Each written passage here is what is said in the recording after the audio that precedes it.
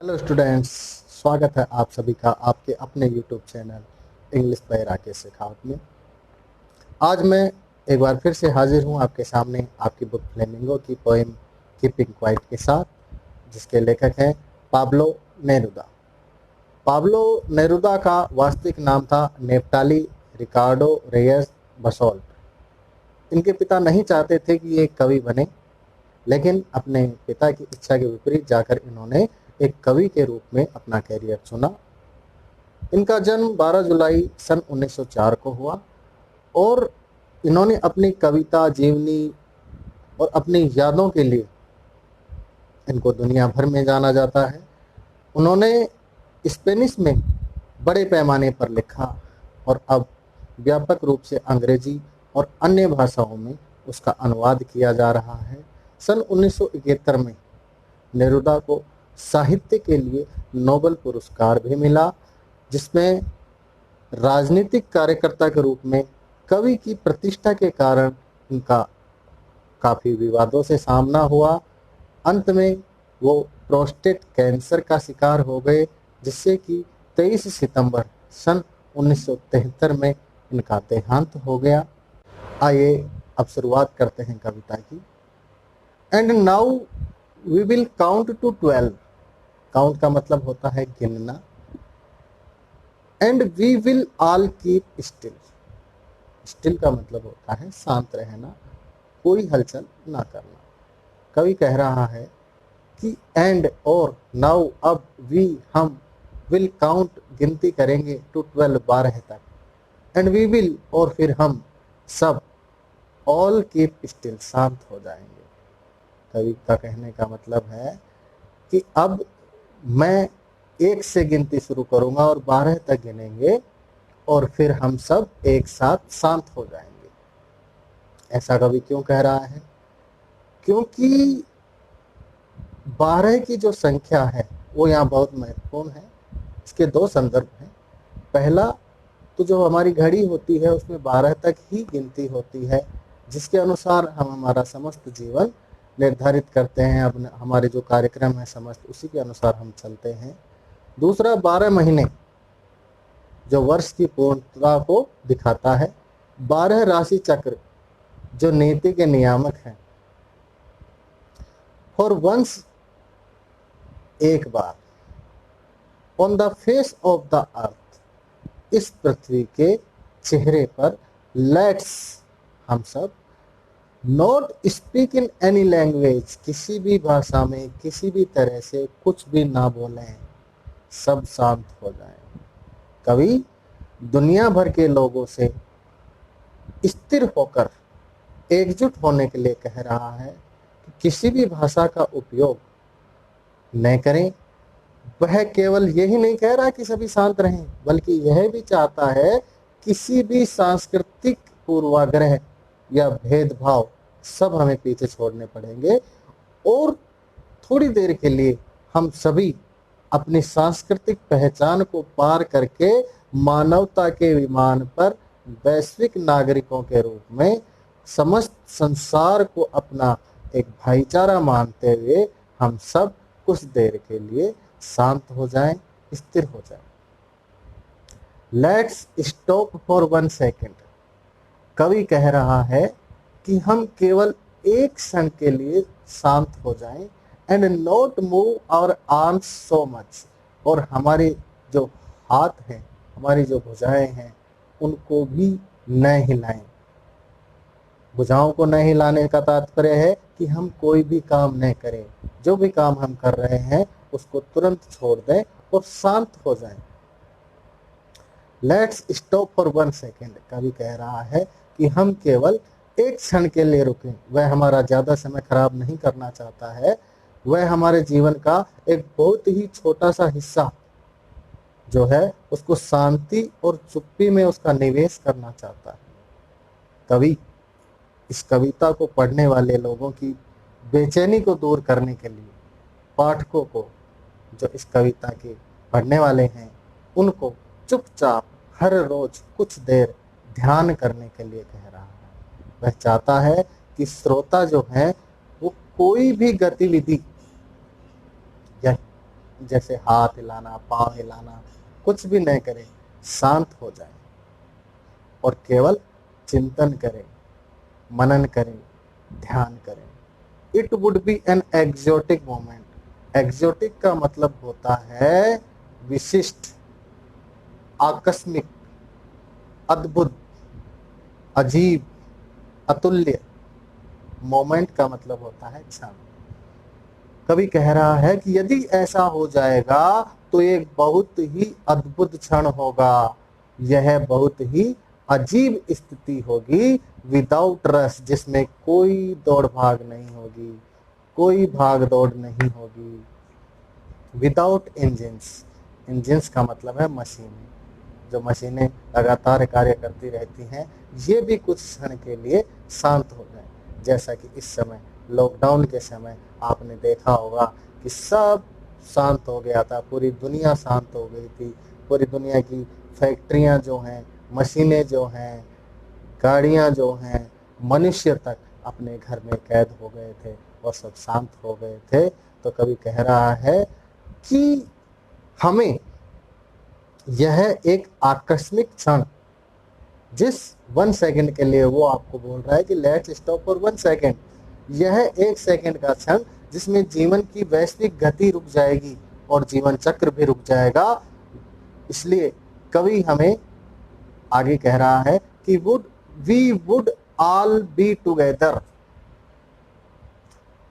ऐसी स्थिति में, ऐसे क्षण में, जब सब शांत हो जाएंगे, सब कुछ रुक जाएगा, सब बंद हो जाएगा, उस समय हम सब एकजुट होंगे, हम सब साथ होंगे इन ए सडन स्ट्रेंजनेस। और एक अजीब सी अस्थिरता जो है, उसमें अचानक स्थिरता का भाव आ जाएगा।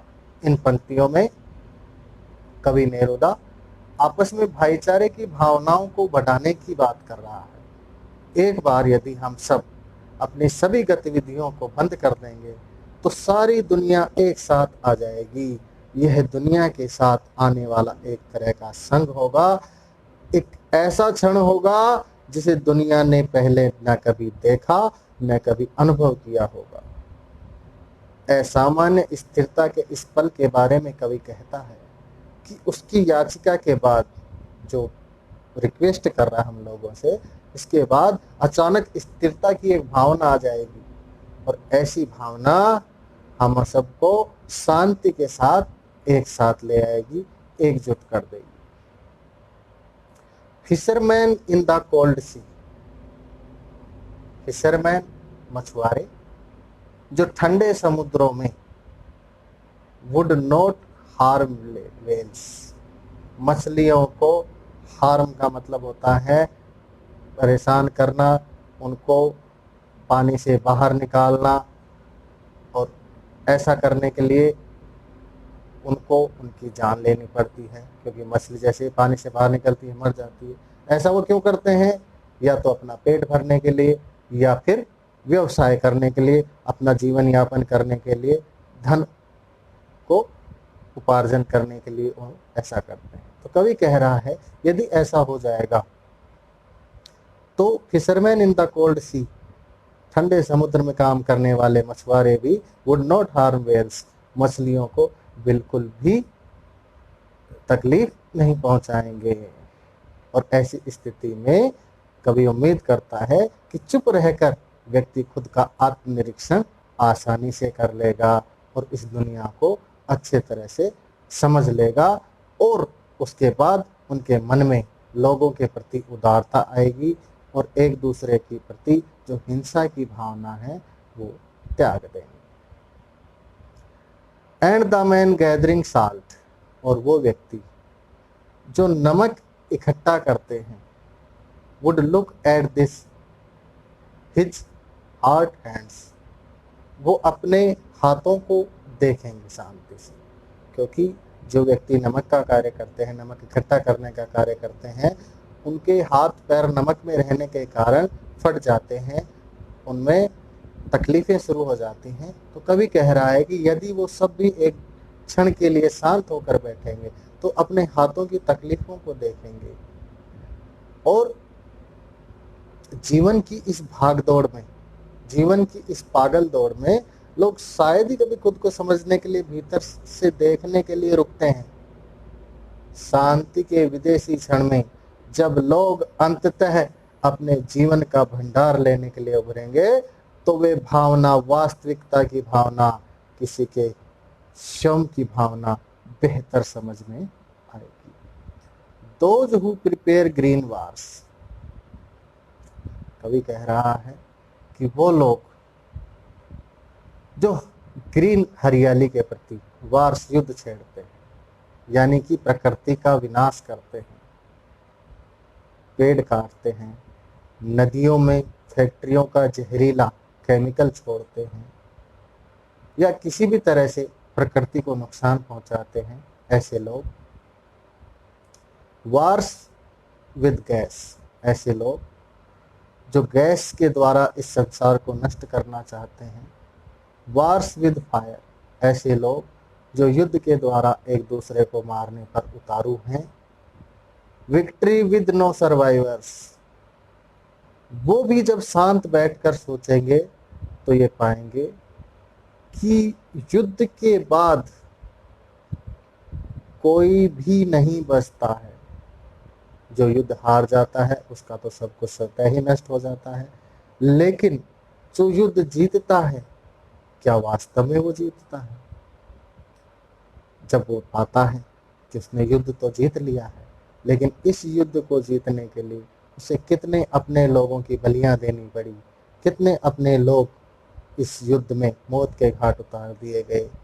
तो जब वो ऐसा सोचता है तो पाता है कि जंग किसी भी समस्या का हल नहीं है। कवि उन सब से ये कह रहा है कि ये जंग छोड़ दीजिए। Would put on clean clothes, आप सभी स्वच्छ साफ कपड़े पहने।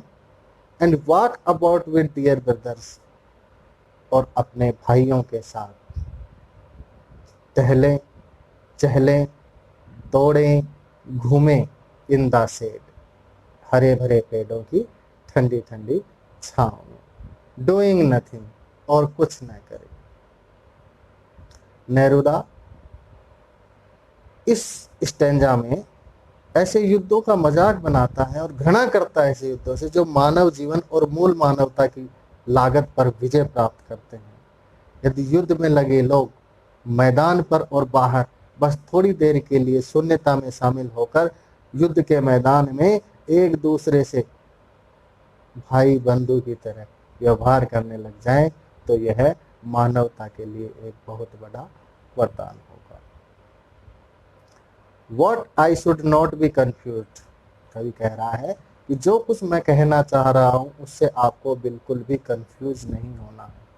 कंफ्यूज का मतलब असमंजस की स्थिति में या दुविधा की स्थिति में नहीं होना है। विद टोटल इनएक्टिविटी, इनएक्टिविटी का मतलब निष्क्रिय होना। कवि कह रहा है कि मैं आपको शांत होने के लिए कह रहा हूं, न कि बिल्कुल निष्क्रिय होने के लिए। Life is what it is about, जिंदगी क्या है? जिंदगी जीने के लिए है। I want no truck with death, मैं चाहता हूं कि लोग जिंदगी का पूर्ण रूप से आनंद लें, क्योंकि यदि आप मृत्यु से डर डर कर जिएंगे तो आप अपने जीवन का आनंद नहीं ले पाएंगे। इन पंक्तियों में कवि कहना चाहता है, लोगों से निवेदन करना चाहता है कि वे लोग भी चुप रहें और स्थिर रहें जो लोग कुछ नहीं करते हैं। उन्होंने अपने पाठकों की इस निष्क्रियता को कुल निष्क्रियता के साथ तुलना करने से मना किया है, क्योंकि वे शारीरिक रूप से भले ही शांत रहें, कवि केवल हमें शारीरिक रूप से शांत होने के लिए कह रहा है और आंतरिक रूप से हमें क्रियाशील होने के लिए कह रहा है। मौन हमें दुनिया बदलने की शक्ति देगा। एक पूर्ण शारीरिक और मानसिक स्थिरता मृत्यु के समान होती है। कवि कहता है कि वह इसके साथ कुछ भी नहीं करना चाहता। उसका उद्देश्य आत्मनिरीक्षण और प्रतिबिंब के माध्यम से जीवन को आगे बढ़ने देना है। If we were not so single minded, about keeping our life moving. कवि कह रहा है, यदि हम एक दूसरे से आगे निकलने की होड़ और मृत्यु से पहले अपने लक्ष्यों को प्राप्त करने में इतना अंधा न हो कि अपनी आसपास की दुनिया को ही न देख पाए, और once could do nothing, perhaps a huge silence might entrap this sadness।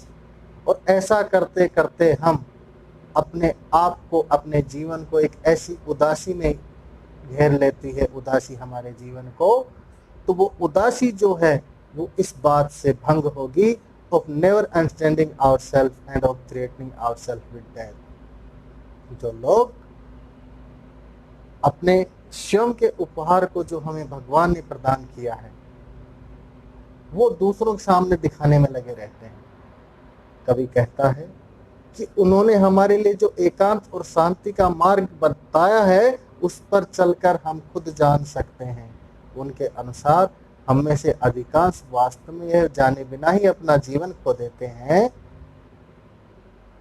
कि इस धरती पर हमें क्यों भेजा गया है, हम कौन हैं, हम क्या चाहते हैं, जो कि कवि नेरुदा के अनुसार वास्तव में एक दुखद जीवन है। नेरुदा का कहना है कि केवल आत्म प्राप्ति के माध्यम से ही, अंडरस्टैंडिंग आवरसेल्व्स, हम खुद को समझ सकते हैं और सच्चे सुख की अनुभूति कर सकते हैं।